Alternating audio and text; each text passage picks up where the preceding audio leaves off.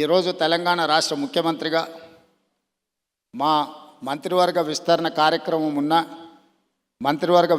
కార్యక్రమం చూసుకొని మంత్రివర్గ ప్రమాణ స్వీకారం చేసిన మా మంత్రులను కూడా మళ్ళీ రేపు కలుద్దాము.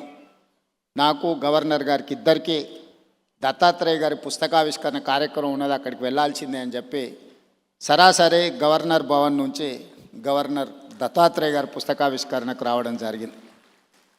ఈరోజు రాజకీయాలలో ఒక్కసారి కార్పొరేటరు కౌన్సిలర్ అయితేనే వాళ్ళ జీవన శైలి విధానంలో చాలా మార్పు, ప్రజల సంబంధాలలో ఒక భిన్నత్వాన్ని ప్రదర్శించే పరిస్థితులు ఉన్నాయి. కానీ దత్తాత్రేయ గారిని చూసి నేర్చుకోవాలి.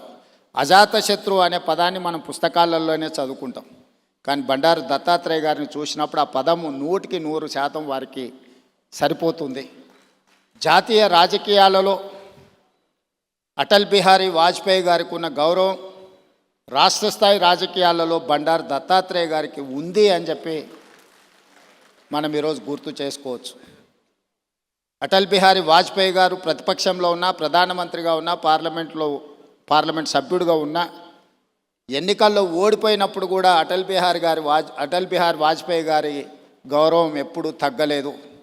పదవులతో వారి గౌరవం పెరగడం, పదవి లేకపోతే వారి గౌరవం తగ్గడం ఏమాత్రం లేదు అని అటల్ బిహారీ వాజ్పేయి గారిని మనం ఏ విధంగా అయితే అనుకుంటామో అదే విధమైన పోలిక పెద్దలు బండారు దత్తాత్రేయ గారికి ఉన్నది. వారు పార్లమెంట్ సభ్యుడిగా ఉన్నా లేకపోయినా, కేంద్ర మంత్రిగా ఉన్నా లేకపోయినా, గవర్నర్గా ఉన్నా లేకపోయినా ఈ తెలంగాణ రాష్ట్రంలో ముఖ్యంగా ఈ జంట నగరాలలో బండారు దత్తాత్రేయ గారిని గౌరవించని రాజకీయ నాయకుడే లేడు, ఏ పార్టీ అయినా అయి ఉండొచ్చు.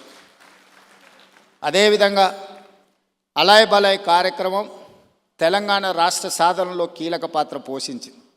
నాకు తెలిసి 19 సంవత్సరాల నుంచి బండారు దత్తాత్రేయ గారు నిర్వహించే అలాయ్ బలాయ్ కార్యక్రమం పూర్తిగా పనిచేసింది. రాజకీయాలలో ఇతర అంశాలలో భిన్నాభిప్రాయాలు ఉండేవాళ్ళు ఒక వేదిక మీదకి ఎప్పుడైనా అరుదుగా కనిపిస్తారంటే అది దత్తాత్రేయ గారు నిర్వహించే అలాయ్ బలాయ్ కార్యక్రమంలో కనిపించేది. ఈరోజు వారి పుస్తకావిష్కరణలో ఈరోజు ఇంతమంది గవర్నర్లను ఒక వేదిక మీద నేను ఎప్పుడు చూడలే. ఈరోజు గవర్నర్స్ పరేడ్ లాగా ఉన్నది ఈ వేదిక. అంటే వ్యక్తిగతంగా వారితోనున్న అనుబంధంతోనే వీళ్ళందరూ ఇక్కడికి రావడం జరిగింది.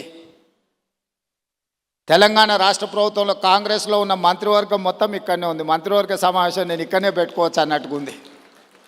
ఎందుకంటే ఎవరు కూడా దత్తాత్రేయ గారిని భారతీయ జనతా పార్టీ నాయకుడనో లేకపోతే భారతీయ జనతా పార్టీ కార్యక్రమానికి పోతున్న భావన లేదు.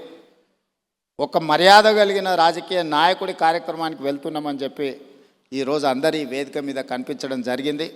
ఏది ఏమైనా వారి ఆత్మకథను, వారి జీవన శైలిని, విధానాన్ని నూతనంగా రాజకీయాలలోకి రావాలనుకున్న వాళ్ళు పరిశీలించవలసిన అవసరం ఉన్నది, నేర్చుకోవాల్సింది చాలా ఉన్నది.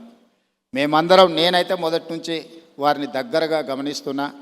హైదరాబాదులో పి జనార్దన్ రెడ్డి గారు, బండారు దత్తాత్రేయ గారు పేదల గుండెల్లో చిరస్థాయిగా ఉంటారు. ఎవరికి ఏ కష్టం వచ్చినా, ఎవరికి ఏ బాధ ఉన్నా అది తీరుతుందో తీరదో తెలియదు, కానీ కష్టం వచ్చినప్పుడు వాళ్ళకు గుర్తొచ్చే నాయకులు ఇద్దరి జంట నగరాలలో, ఒకరి పి జనార్దన్ రెడ్డి అయితే, 2 బండారు దత్తాత్రేయ గారు. మేము వెళ్ళి చెప్పుకోవచ్చు, మేము కలవచ్చు, మేము ఎప్పుడు వెళ్ళినా నాయకుడు కలుస్తాడు, మా సమస్య వింటాడు, అధికారులకు ఫోన్ చేస్తాడు.